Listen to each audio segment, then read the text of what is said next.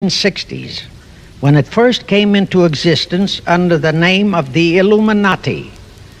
This Illuminati was organized by one Adam Weishaupt, born a Jew, who was converted to Catholicism and became a Catholic priest, and then, at the behest of the then newly organized House of Rothschild, defected and organized the Illuminati. Naturally, the Rothschilds financed that operation. And every war since then, beginning with the French Revolution, has been promoted by the Illuminati, operating under various names and guises. I say under various names and guises because after the Illuminati was exposed and became too notorious, Weishaupt and his co-conspirators began to operate under various other names. In the United States, immediately after World War I, they set up what they called the Council on Foreign Relations, commonly referred to as the CFR. And this CFR is actually the Illuminati in the United States. And its hierarchy, the masterminds in control of the CFR, to a very great extent, are the descendants of the original Illuminati conspirators. But to conceal that fact, most of them changed their original family names to American-sounding names. For example, the true name of the Dillons, Clarence and Douglas Dillon, once Secretary of the U.S. Treasury Department, is Lepowski. I'll come back to all this later. There is a similar establishment of the Illuminati in England, operating under the name of the British Institute of International Affairs. There are similar secret Illuminati organizations in France, Germany, and other nations operating under different names. And all these organizations, including the CFR, continuously set up numerous subsidiary or front organizations that are infiltrated into every phase of the various nations' affairs. But at all times, the operations of these organizations were and are masterminded and controlled by the internationalist bankers, who in turn were and are controlled by the Rothschilds. One branch of the Rothschild family had financed Napoleon. Another branch of the Rothschilds, both branches the real masterminds of the Illuminati, financed Britain, Germany, and the other nations in the Napoleonic Wars.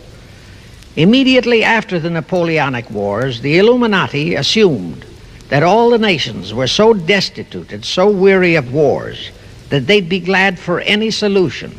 So the Rothschild stooges set up what they called the Congress in Vienna, and at that meeting they tried to create the first League of Nations, their first attempted one world government, on the theory that all the crowned heads of the European governments were so deeply in debt to them that they would willingly or unwillingly serve as their stooges. But the Tsar of Russia caught the stench of the plot and completely torpedoed it. The enraged Nathan Rothschild, then the head of that dynasty, vowed that someday he or his descendants would destroy the Tsar and his entire family. And his descendants did accomplish that very threat in 1917. At this point, bear in mind that the Illuminati was not set up to operate on a short-range basis. Normally, a conspirator of any type enters into a conspiracy with the expectation of achieving his objective during his own lifetime. But that was not the case with the Illuminati. True, they hoped to accomplish their objective during their lifetime. But, paraphrasing The Show Must Go On, the Illuminati operates on the very long-range basis. Whether it will take scores of years or even centuries, they have dedicated their descendants to keep the plot boiling until they hope the conspiracy is achieved. Now let's go back to the birth of the Illuminati. Adam Weishaupt was a Jesuit-trained professor of canon law teaching in Ingolstadt University when he defected from Christianity to embrace the Luciferian conspiracy. It was in 1770 that the professional moneylenders, the then recently organized House of Rothschild, retained him to revise and modernize the age-old protocols of Zionism, which from the outset was designed to give the synagogue of Satan, so named by Jesus Christ, ultimate world domination, so they could impose the Luciferian ideology upon what would remain of the human race after the final social cataclysm by use of satanic despotism. Weishaupt completed his task May 1st, 1776. Now you know why May 1 is the great day with all communist nations to this very day. That was the day, May 1, 1776, that Weishaupt completed his plan and officially organized the Illuminati to put the plan into execution. That plan required the destruction of all existing governments and religions. That objective was to be reached by dividing the masses of people whom he, Weishaupt, termed Goyim, or human cattle, into opposing camps in ever-increasing numbers on political, social, economic, and other issues, the very conditions we have in our country today. The opposing sides were then to be armed and incidents provided which would cause them to fight and weaken themselves and gradually destroy national governments and religious institutions. Again, I say, the very conditions in the world today. Now, just why did the conspirators choose the word Illuminati for their satanic organization?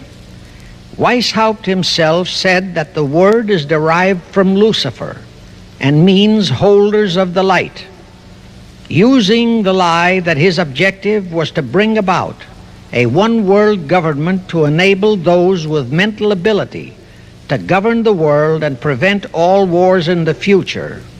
In short, using the word peace on earth as his bait, exactly as that same bait, peace, was used by the 1945 conspirators to foist the United Nations on us.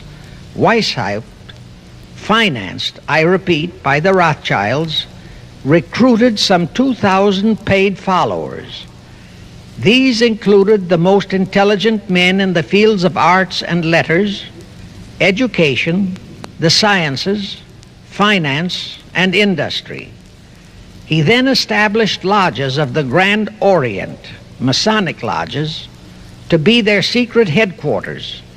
And I again repeat that in all of this, he was acting under orders from the House of Rothschild. The main features of the Weishaupt plan of operation required his Illuminati to do the following things to help them to accomplish their purpose. Number one, use monetary and sex bribery to obtain control of men already in high places in the various levels of all governments and other fields of endeavor. Once influential persons had fallen for the lies, deceits, and temptations of the Illuminati, they were to be held in bondage by application of political and other forms of blackmail, threats of financial ruin, public exposure and physical harm, even death, to themselves and loved members of their families. Do you realize how many present top officials in our federal government in Washington are controlled in just that way by the CFR? Number two, Illuminati on the faculties of colleges and universities were to cultivate students possessing exceptional mental ability, belonging to well-bred families with international leanings, and recommend them for special training in internationalism. Such training was to be provided by granting scholarships to those selected by the Illuminists. That gives you an idea what a Rhodes Scholarship means. It means indoctrination into accepting the idea that only a one-world government can put an end to recurring wars and strife. That's how the United Nations was sold to the American people.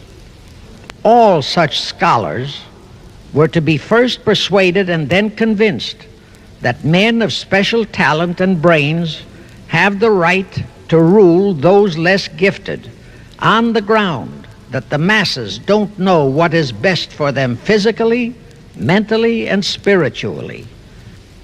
Number 3, all influential people trapped into coming under the control of the Illuminati, plus the students who had been specially educated and trained, were to be used as agents and placed behind the scenes of all governments as experts and specialists, so they would advise the top executives to adopt policies which would, in the long run, serve the secret plans of the Illuminati one-world conspiracy and bring about the destruction of the governments and religions they were elected or appointed to serve. Number 4, perhaps the most vital directive in Weishaupt's plan was to obtain absolute control of the press, at that time the only mass communications media to distribute information to the public, so that all news and information could be slanted, so that the masses could be convinced that a one-world government is the only solution to our many and varied problems. Now do you know who owns and controls our mass communications media?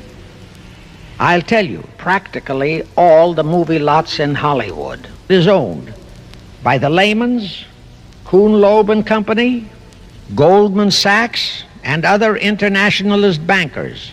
All the national radio and TV channels in the nation are owned and controlled by those same internationalist bankers. The same is true of every chain of metropolitan newspapers and magazines, also of the press wire services, such as Associated Press, United Press International, etc.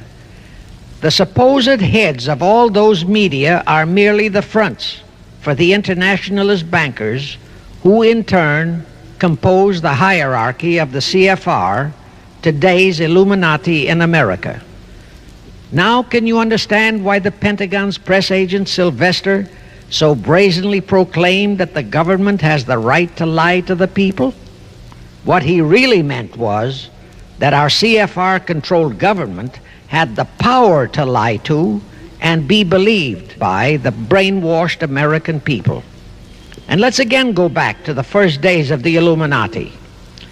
Because Britain and France were the two greatest world powers in the late years of the 18th century, Weishaupt ordered the Illuminati to foment the colonial wars, including our Revolutionary War, to weaken the British Empire and organize the French Revolution to destroy the French Empire.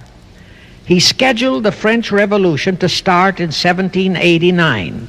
However, in 1784, a true act of God placed the Bavarian government in possession of evidence which proved the existence of the Illuminati, and that evidence could have saved France